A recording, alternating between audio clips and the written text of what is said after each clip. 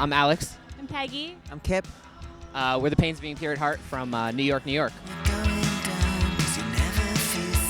Our band name came from a children's story written by a friend of mine in Portland, Oregon, and the story was called The Pains of Being Pure at Heart.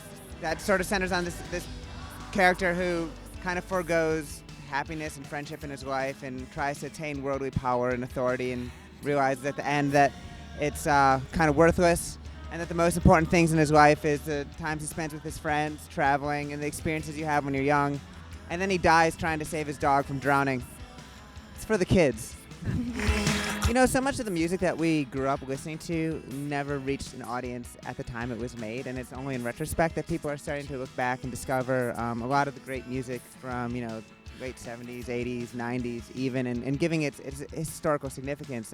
Good example would be a band like Black Tambourine, which Mike Schulman, who is the proprietor of Summerland, was the guitarist of. I mean, he started the label just to put out a 7-inch of his own band, and at the time maybe they sold like 50 to 500 maybe records in the early 90s, and sure, people knew about them, but recently they've been rediscovered and referenced by a lot of contemporary bands, and I think there's more people aware of that music now than even when it was around, which is a great thing about the internet and sort of creating a sense of justice, pop justice in the world. Cumberland Records was a label we grew up with, enjoying so many of the bands, and then we just sort of were ordering records and struck up a friendship with Mike because he's a really good guy, and he's been one of the pivotal voices in American independent music for the last 20 years. And it's not just the back catalog of the label that attracted us to him. He was starting to work with a lot of other bands in Brooklyn that we knew and we admired, and we'd go to their shows, bands like Crystal Stilts, Cause Commotion, and even since our first record, he's done so many amazing records with bands like Weeknd, Big Troubles is coming out, Pantiel. It's a wonderful label, and it really speaks to our aesthetic of noisy pop music. I think at the very beginning, we sort of used Siamese Dream as an influence, just because that album was an album that, when I was 15 was like super important to me. And I think there are elements of that album that before I kind of came into like a musical consciousness and was able to even define my taste, it had all the elements that I really liked that, I went on to be able to find in other bands. Like, I definitely knew Smashing Pumpkins before I even discovered My Bloody Valentine or Jesus and Mary Chain.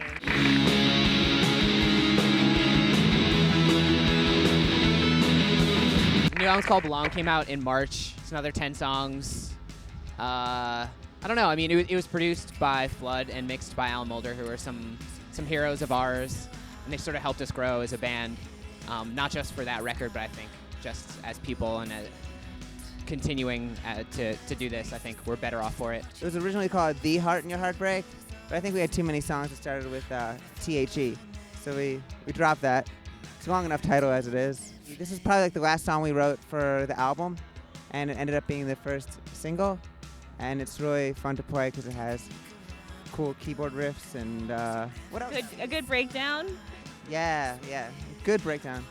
Yeah, emo breakdown. Yeah, it's like Blink-182 inspiration on this song. Like, we found out after the fact that Mark Hoppus was kind of into this song, and that was a huge honor. So, thanks Mark Hoppus. Thanks Blink-182. We love buying records while we're on the road, but in terms of listening to it, digital is really important. I mean, I don't know. I listen to a ton of podcasts. I don't feel like I would be able to get through tour if it wasn't for podcasts. It kind of keeps me linked into the real world and what's going on. So. I don't know. I am really thankful for digital music personally.